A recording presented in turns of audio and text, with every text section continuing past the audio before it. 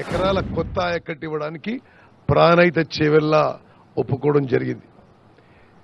కట్టాలని ఆ ప్రభుత్వం నిర్ణయం తీసుకోవడం జరిగింది. మరి కాలువలు తోవడం జరిగింది. ఆ బ్యారేజ్ విషయంలో, ఆ హైట్ విషయంలో మహారాష్ట్రలో జరగబోయే కొద్దిపాటి ముంపుకి ఆ ప్రభుత్వంతో అక్కడున్న ప్రజలతో చర్చలు జరుగుతున్న సందర్భంగా ప్రభుత్వం మారింది. ప్రభుత్వం మారి బీఆర్ఎస్ ప్రభుత్వం వచ్చిన కొత్తలో అదే ప్రాజెక్టు నిర్మాణం చేయాలనే ఉద్దేశంతో ముందుకు పోయినారు. వాళ్ళు కూడా ఈ ఏ హాలి ఎంత సబ్మర్జెన్స్ అవుతుంది, మరి 1000 ఎకరాల 2000 ఎకరాల 3000 ఎకరాల దానికి కంపెన్సేషన్ ఎట్లు ఇవ్వాలి, అక్కడ కొంత వాళ్ళు వ్యతిరేకించినా దానికి ఏ విధంగా సంజాయించాలనేది ముందు చర్చలు జరిగినాయి. అనుకోకుండా అకస్మాత్తుగా ఆ ప్లాన్ మొత్తం మార్చేసి మరి ఆ లొకేషన్ ప్రాజెక్ట్ కూడా మార్చేసి మేడిగడ్డ దగ్గర మరి ప్రాజెక్టు యొక్క లొకేషన్ మార్చేయడం జరిగింది. మార్చేసి ఆనాడు ఒక బ్యారేజ్ తుమ్మడిహెట్టు దగ్గర అనుకుంటే మరి ఇక్కడ మేడిగడ్డ, సుందారం, సుందిల్లా, అన్నారం 3 బ్యారేజ్లు, లిఫ్ట్లు, మరి పెద్ద ఎత్తున ప్రాజెక్ట్ కాస్ట్ పెరగడం, మరి గత 10 ఏళ్ల పాటు జరిగిన విషయం మీకు అందరికీ తెలుసు. నేను ఒక విషయం గుర్తు చేస్తున్నా. ఆనాడు 38,000 కోట్లకి 16 లక్షల ఎకరాలకి మరి ఆయకట్టు కోసం ఆ ప్రాజెక్టు నిర్మాణం తలపెడితే ఆ తర్వాత ఈ కాళేశ్వరం ప్రాజెక్ట్ కింద 80,000 కోట్లది 80,000 కోట్లు సిడబ్ల్యూసి అప్రూవ్డ్ కాస్టు. దీని కింద అప్పుడు 16 లక్షల ఎకరాల కొత్త ఆయకట్టు ఉంటే ఇక్కడ 18 లక్షల ఎకరాల ఆయకట్టుకి దీనికి అదనంగా కొంత స్టెబిలైజేషన్ ఆఫ్ ఎస్ఆర్ఎస్పి కింద, నిజాం సాగర్ కింద స్టెబిలైజేషన్ ఆయకట్టు కింద ఈ ప్రాజెక్టు నిర్మాణం మొదలుపెట్టారు. మరి ప్రాజెక్టు మొదలుపెట్టినప్పటి నుండి కూడా మాకైతే ఈ ప్రాజెక్టు నిర్మాణంపై, ఈ ప్రాజెక్టు వయబిలిటీపై, ఈ ప్రాజెక్టు యొక్క నిర్మిస్తున్న తీరుపై ఆనాటి మేము ప్రతిపక్షంలో ఉండి నేను పార్లమెంట్లో, అసెంబ్లీలో మన మిత్రులందరూ కూడా చాలా సందేహాలు కూడా వ్యక్తం చేయడం జరిగింది. ఆనాడు ఆ ప్రభుత్వం ప్రాజెక్టు గురించి ఏ విధంగా ప్రచారం చేసుకుందో మీ అందరికీ తెలుసు. ఒక దశలో ప్రపంచంలోనే అతి అద్భుతమైన ప్రాజెక్ట్ అని చెప్పారు, అతిపెద్ద లిఫ్ట్ అని చెప్పారు. మరి ఈరోజు అమూల్యమైన ప్రజా డబ్బుతో కట్టిన ఈ ప్రాజెక్టు కొంత డ్యామేజ్ కావడం ఇది చాలా బాధాకరమైన విషయం. అక్టోబర్ 21వ తారీఖున మేడిగడ్డ బ్యారేజ్ బ్లాక్ 7లో ఆ పియర్స్ యొక్క ఫౌండేషన్ సింక్ అయిపోయి పెద్ద శబ్దంతో 5 ఫీట్లు లోపల పోవడం జరిగింది. సరే, ఆ తర్వాత అప్పుడు మేము ప్రభుత్వంలో లేము. అక్టోబర్ 21వ తారీఖు నుంచి డిసెంబర్ 3వ తారీఖు వరకు గత ప్రభుత్వమే ఉండింది. ఆశ్చర్యకరం ఏంటంటే ఆనాటి ముఖ్యమంత్రి, ఇరిగేషన్ మంత్రి అక్టోబర్ 21 నుంచి డిసెంబర్ 3వ తారీఖు వరకు అసలు ఈ విషయం మీద నోరు మెదపలేదు. అంటే ఎంత 10 + 30 40 45 డేస్ పాటు ఇంత మేజర్ ఇన్సిడెంట్, 10 ఏళ్ల పాటు ప్రపంచంలోనే అద్భుతమైన కాళేశ్వరం ప్రాజెక్ట్ కడుతున్నా అని చెప్పిన పెద్ద మనిషి ఇంత మేజర్ డ్యామేజ్ జరిగితే దాన్ని విజిట్ చేయడం కానీ, రివ్యూ చేయడం కానీ, దాని మీద ఒక స్పష్టమైన స్టేట్మెంట్ ఇవ్వకపోవడం ఇది దురదృష్టకరం.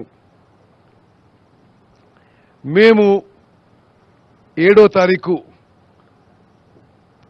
అంటే ఒక 10 రోజుల క్రితం మేము బాధ్యతలు తీసుకొని ఇది చాలా సీరియస్ ఇష్యూ అనే విషయం పరిగణించుకొని మన గౌరవ ముఖ్యమంత్రి గారు మొత్తం విషయంపై జ్యుడిషియల్ ఎంక్వైరీ వేస్తానని చెప్పి శాసన మండలిలో ప్రకటించిన విషయం మీ అందరికీ తెలుసు. అది అతి త్వరలో వేయబోతున్నాం. మరి ఫీల్డ్లో విషయాన్ని ఒకసారి పరిశీలించి మన ఇంజనీర్లని అదేవిధంగా నిర్మించిన ఏజెన్సీలని సైట్ మీద ఒకసారి ఒక వాస్తవాలు తెలుసుకునే విధంగా మేము కూడా ఈరోజు మరి మంత్రులందరం కూడా మేడిగడ్డ బ్యారేజ్ విజిట్ కోసం రావడం జరిగింది. సరే, దీని తర్వాత వీలుని బట్టి ఇక్కడి నుంచి కన్నేపల్లి దగ్గర పంప్ హౌజు, అక్కడి నుంచి అన్నారం బ్రిడ్జు, అన్నారం బ్యారేజు చూసి మేము హైదరాబాద్ తిరిగిపోతాం. నిజంగా నేను మీడియా మిత్రులకి మనస్ఫూర్తిగా మీరు ఇంత దూరం నుంచి వచ్చి ఈ విషయాన్ని కవరేజ్ ఇవ్వడం మరి మనస్ఫూర్తిగా మీకు ధన్యవాదాలు తెలియజేస్తున్నాను. ఇప్పుడు ఈ మేడిగడ్డ బ్యారేజ్ విషయంలో సరే నిపుణులు వారి యొక్క అభిప్రాయం తెలియజేస్తారు. ఆ తర్వాత సరే మేము ఈరోజు కొంత వాస్తవాలని పరిశీలన చేయడానికి ఈ విజిట్, ఇక్కడి నుంచి తిరిగిపోయిన తర్వాత ముఖ్యమంత్రి గారితో సమావేశమై తుది నిర్ణయం కూడా ప్రకటిస్తామని చెప్పి నేను మనవి చేస్తూ 2-3 విషయాలు చెప్పాలి మీకు. అంటే ఇప్పుడు ఈ అంకెలు చూస్తుంటే కొంత ఆశ్చర్యపోవాల్సిన అవసరం ఉంది. సిడబ్ల్యూసి అప్రూవ్ చేసిన కాస్టు 80,000 కోట్లు. ఆ 80,000 కోట్లు క్రమక్రమంగా పెరిగి మరి ఇప్పుడు ఆల్మోస్ట్ 1,50,000 కోట్లకు చేరుకుంటుంది ఈ ప్రాజెక్ట్ కాస్ట్. అంటే 38,000 కోట్లదేమో 80,000 కోట్లు వచ్చింది, 80,000 కోట్లదేమో 1,50,000 కోట్లకు పోతుంది.